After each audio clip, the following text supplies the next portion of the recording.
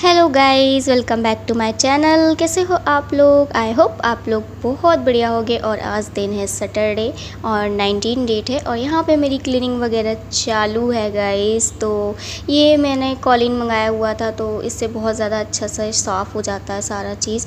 और कॉलिन में हल्का सा मैं सर्फ डाल देती हूँ, उससे और ज़्यादा फिनिशिंग क्लीनिंग आती है, बहुत ज़्यादा चमक जाता है कोई भी चीज़ आप साफ़ करो तो इस समय ऐसा माहौल चल रहा है ना गाइस कोरोना का, तो उस वजह से बहुत ही ज़्यादा ज़रूरी है हमें अपनी सेफ्टी, हमें अपनी सुरक्षा अपने ही हाथ में होती है ना, कहते हैं। तो बस वही मैं कर रही हूँ क्लीनिंग। मैं ऐसे टाइम टू टाइम क्लीनिंग कर देती हूँ और मैं इतना साफ़ करती रहती हूँ। मेरी एक बात समझ में कभी भी नहीं आता है गाइस कि ये पलंग वगैरह पे रोज़ का रोज़ साफ़ करो, फिर भी रोज़ का रोज़ डस्ट कहाँ से आके जम जाता है, बिल्कुल भी समझ नहीं आता है। और मेरी थोड़ी आवाज़ डिफरेंट लग रही होगी, मेरी आवाज़ ही तो पहचान है तो ऐसा एक गाना है ना गाइस, तो वही मेरी आवाज़ पहचान आज नहीं है गाइस, क्योंकि मेरी आवाज़ काफ़ी हद तक बदल चुकी है, क्योंकि मुझे सर्दी हो रखी है और बहुत ही ज़्यादा सूखी वाली सर्दी हो रखी है। तो जिस कारण मेरी नाक अजीब अजीब आवाज़ें मतलब निकाल रही हैं, आपको फील आ रहा होगा ऐसा। और यहाँ पे मैं अपने हॉल की या फिर लिविंग रूम बोलें, इसकी भी क्लीनिंग कर रही हूँ, क्योंकि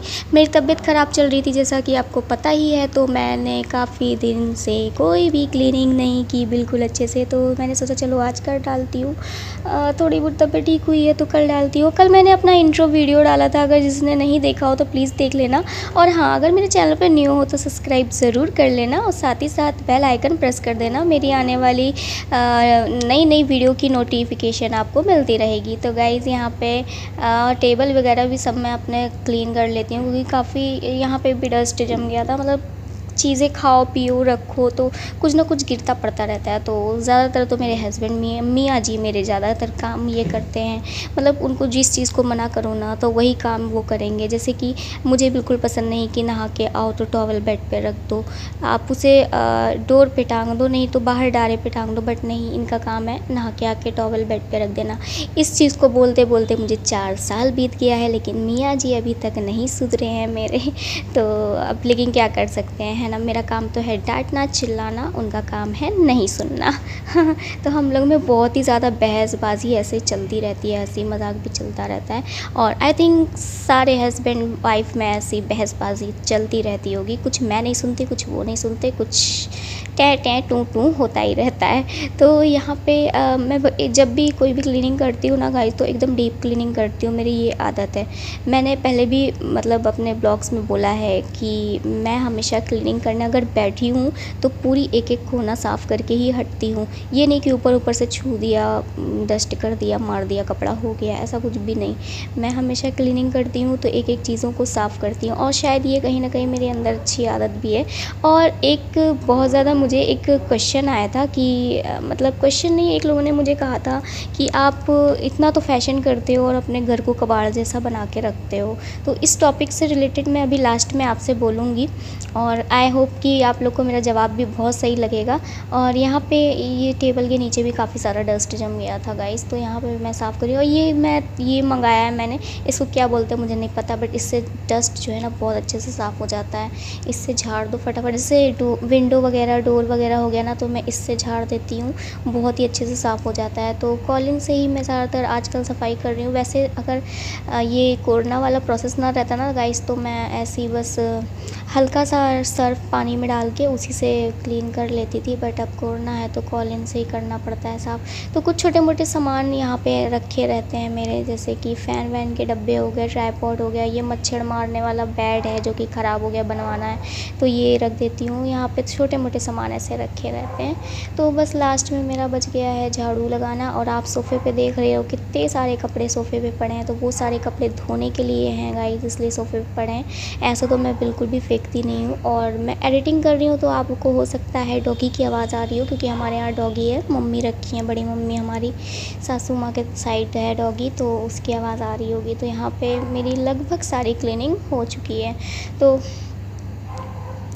बस अब मैं आ गई हूँ नहा धो के अपने मंदिर में, और पूजा पाठ भी मैं करती रहती हूँ टाइम टू टाइम, और पूजा पाठ करना भी बहुत ज़्यादा ज़रूरी है, क्योंकि जितना भी जो कुछ भी सुखी जीवन मिला है ना, भगवान के देन से मिला है।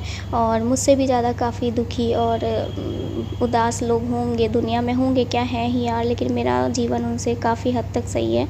तो उसके लिए मैं धन्यवाद करती हूँ भगवान जी का। आप लोग भी जय कर लीजिए।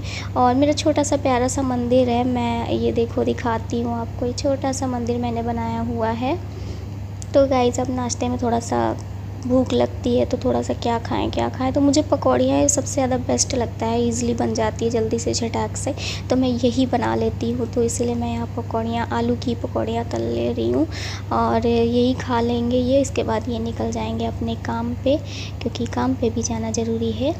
और ये देखिए, ये मैंने सोचा कि यहाँ से आपको शायद मैं दिखाऊं जाते हुए, बट ये बहुत ही जल्दी गाड़ी से फिर से चले गए, मैं नहीं दिखा पाई। और ये देखिए, मैं बाहर का रोड दिखा रही हूँ। मेरे सामने मतलब रोड पे ही मेरा मकान बना हुआ है गाइस, तो दिखता है ऐसा। तो अभी से मैं अब आई हूँ आपसे मिलने गाइस, और सुबह से काम में लगी थी। और एक गुड न्यूज़ मैं आपको दे देती हूँ कि मेरे 1000 सब्सक्राइबर कंप्लीट हो गए हैं, और कम्युनिटी पोस्ट भी मुझे मिल गई है। मेरा लाइव चालू अभी नहीं हुआ, शो कर रहा है बट चालू नहीं हुआ है। जैसे ही चालू हो जाएगा तो मैं जल्दी लाइव आऊँगी आप लोग से मिलने, और मैं बहुत ज़्यादा खुश हूँ। ये सब सिर्फ ना मेरी कोई इसमें वो कुछ भी नहीं है, सब आप लोग की वजह से ही हुआ है जो कि मेरा ये कंप्लीट हुआ है। तो आप लोग को थैंक यू सो मच, क्योंकि मैं तो एकदम टूट गई थी, हिम्मत ही खो दी थी कि मैं दूसरा चैनल खड़ा करूं अपना। बट मेरे जितने पुराने दोस्त, मेरे नए दोस्त, जो भी जिन्होंने भी मेरा सपोर्ट किया, उनका दिल से शुक्रिया, दिल से धन्यवाद। आप लोग के कारण ही मेरा दूसरा चैनल भी शायद किसी मुकाम तक पहुंच पाएगा। आप ही लोग का सपोर्ट और साथ रहा तो मेरे साथ, और जितना साथ आप लोगों ने नहीं दिया उतना तो आप लोगों ने दे दिया। तो अब आप लोग ही मेरी फैमिली हो, मेरे लिए सबसे बढ़कर हो आप लोग। और अभी जस्ट मेरा थोड़ा सा नाश्ता वास्ता हुआ है, और खाना बना रही हूँ, दाल चावल रोटी बनाऊँगी और कुछ भी नहीं। और आज मैंने भर भर के कपड़े धोए हैं, उनको मुझे फैलाने हैं ले जाके छत पे, क्योंकि इतने दिन से बीमार पड़ी थी तो उठ ही नहीं रही थी बिस्तर से, तो सारे कपड़े वगैरह ना वैसे ही पड़े थे। तो इनकी भी तबीयत ठीक नहीं थी। और बहुत ज़्यादा लोग पूछ रहे थे कि आप अगर बीमार हो तो आपकी मम्मी खाना क्यों नहीं बना रही है। तो मेरी मम्मी की भी तबीयत ठीक नहीं रहती है, मैंने पहले ही बताया था। हाँ, आप लोगों ने वीडियो में थोड़ा बहुत उनकी झलक देखी होगी, देख के ही लगता है ना कि तबीयत ठीक नहीं रहती है, तो वो भी नहीं बना पाती हैं उतना, बट कर लेती हैं फिर भी। थोड़ा बहुत खाना वाना देख ली थी, जब मैं बिल्कुल भी नहीं उठ पा रही थी तो देख ली थी थोड़ा बहुत। और धूप ना इतनी ज़्यादा निकल गई है कि मैं बता नहीं सकती, मतलब धूप निकल ही रही है। और गाइस, इस बार ना नवरात्रि 1 महीने के लिए टल गई है, अमावस्या शायद लग गया है, तो इसलिए नवरात्रि इस बार नहीं होगी। हर बार पितृ जैसे ही ख़त्म होता था उसके अगले दिन से नवरात्रि लग जाती थी, बट इस बार नहीं लगी है। मैं कितना फास्ट बोल रही हूँ ना, जब मेरी तबीयत ठीक होती है तो बोलती चली जाती, और जब तबीयत ठीक नहीं होती तो वाह वाह वाह करती रहती हूँ। तो उसी से पता चल जाता है कि तबीयत ठीक है कि नहीं ठीक है, ख़राब है कि नहीं ख़राब है। और दवा अभी मुझे खानी है, लेकिन अभी नहीं खाऊंगी, खाना वाना खाने के बाद खाऊंगी। तो चलिए पहले दाल वाल बना लूँ, अपना खाना बना लूँ, इसके बाद कपड़ा फैला लूँगी, फिर इसके बाद खाना वाना खा के रेस्ट करूँगी दवा खा के। तो चलिए पहले दाल बना लेते हैं। दाल मैंने चढ़ाई है, लेकिन इसकी सीटी ना पता नहीं क्यों ख़राब हो गई। तो मेरी फ्रेंड ने कहा था, ये देखो, मेरी एक फ्रेंड ने कहा था कि इसको फ्रिज में रख दिया करो, इसका रबड़ जो होता है ढीला हो गया है तो उस कारण सीटी नहीं बन रही है। तो फ्रिज में रख के ही मैं इसमें लगाती हूँ, तब भी इसमें प्रेशर नहीं बनता है। मुझे लग रहा है रबड़ ही दूसरा लेना पड़ेगा मुझे इसका, तभी प्रेशर बनेगा। तो चलिए बना देती हूँ। और इतनी ज़्यादा गर्मी हो रही है बुखार था तो गर्मी नहीं हो रही थी, बुखार चला गया तो गर्मी ही गर्मी हो रही है। तो चलिए मिलते हैं थोड़ी देर बाद। तो फ्रेंड्स, मैं आ गई हूँ अब अपनी छत पे, और यहाँ पे सारे कपड़े मैं लेके चली आई हूँ। और मैं इतने छोटू से मग्गे में ही सारे कपड़े अपने अटा लेती हूँ जितने भी रहते हैं। आप भी सोचते हो कैसे ये रख लेती है सारे कपड़ों को उस तरह अटका के, तो मैं रख लेती हूँ, मेरी आदत पड़ गई है। पहले नीचे जब मैं रहती थी तो बाल्टी में भर लेती थी, बट अब यहाँ पर मतलब बाल्टी भर के, मतलब 2 कदम की दूरी पर क्या बाल्टी भर के लाना, तो मैं इसी पर रख लेती हूँ। और सारे कपड़े मेरे एडजस्ट हो जाते हैं, मैं बहुत ज़्यादा अच्छे से बना के रख लेती हूँ। और इस टाइम पे धूप बहुत ज़्यादा कड़ी लग रही है, आप देख सकते हो। और मैं जब भी छत पे आती हूँ सर पे पल्लू रख के ही आती हूँ गाइस, क्योंकि आप तो समझ ही सकते हो मैं यहाँ की बहू हूँ तो पल्लू तो रखना बनता ही है। और मुझे अच्छा भी लगता है, मतलब ये सब रीति रिवाज मान्यताएँ जो है ना, ये सब चीज़ें करने में बहुत ज़्यादा अच्छा लगता है। लेकिन एक हद तक, एक लिमिट तक अच्छा लगता है। बहुत ज़्यादा अगर आप किसी पे दबाव डाल दो, किसी पे कुछ भी कर दो तो उतना भी अच्छा नहीं लगता है। एक लिमिट और मर्यादा में अगर सब चीज़ें हो ना, तो वो चीज़ें मुझे बहुत ज़्यादा अच्छी लगती है। तो यहाँ से मैं बहुत जल्दी कपड़े डाल रही हूँ क्योंकि बहुत ही ज़्यादा मेरे आँच लग रही है। ये देखो मैं कैसे मुँह बना रही हूँ अजीब अजीब टाइप का आँच की वजह से। तो चलिए जल्दी से भागते हैं, और भूख लग रही है तो पहले करते हैं पेट पूजा। तो गाइज़ मेरा खाना बन चुका है, दाल है, चावल है, रोटी है। तो आइए, किस किस को दाल चावल पसंद है आइए मेरे साथ लंच करिए। आप सबको मैं इनवाइट करती हूँ अपने लंच पर। और बस यही सादा खाना हमारा होता है, पता नहीं आपको पसंद आए कि ना आए गाइस। और यहाँ पे मैं शाम हो चुका था गाइस, तो सारे कपड़े सूख गए थे। सारे कपड़े तो 1 घंटे में ही सूख गए थे गाइस, क्योंकि मैंने बताया था ना धूप बहुत ही ज़्यादा तेज़ निकली थी। तो मैं लेकिन लेके आई थी शाम को, मैंने कहा थोड़ा और धूप लग जाए तो जो कीटाणु वगैरह हो सब धूप में मर जाएं। तो इसीलिए मैं शाम को लेके आई, तो इसको तहा के रख देती हूँ, फिर इसके बाद आपसे मिलती हूँ थोड़ी देर बाद।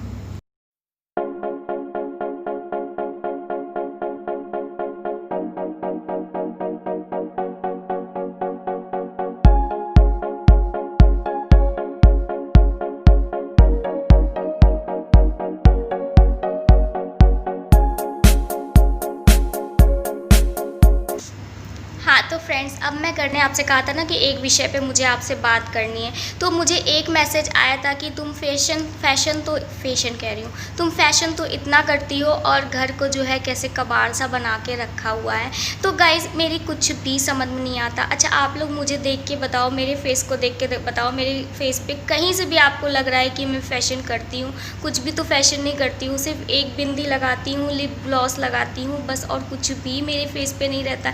ये देखो पूरा मेरे फेस पे सिर्फ़ और सिर्फ ऑयल है और कुछ भी नहीं है। मैंने अपने फेस पे कुछ भी अप्लाई नहीं करता किया है। तो पता नहीं कैसे वो मुझे, पता नहीं कौन मेरी सब्सक्राइबर हैं, तो वो मुझे बोल रही थी कि तुम फैशन इतना करती हो, घर को कबाड़ बना के रखी हो। और घर की जो मेरी हालत है, जो स्थिति, जब मैं कहती हूँ कि मेरे साथ प्रॉब्लम चल रही है, मैं थोड़ा अच्छी परिस्थिति में नहीं हूँ, मेरे थोड़े हालात अच्छे नहीं, तब भी लोग कहते हैं कि तुम क्या दिन हमेशा रोती रहती हो, बैठी रहती हो रोना रो के। तो मैं बोलूँ तो बोलूँ क्या गाइज़? अगर आप मुझे इस तरह सवाल पूछोगे तो मुझे तो जवाब देना पड़ेगा। मैं जवाब अगर दे भी रही हूँ तो भी आप लोग कहते हो तुम रोना रो के बैठ जाती हो कि गरीब हो, फलाना हो, ढिकाना हो।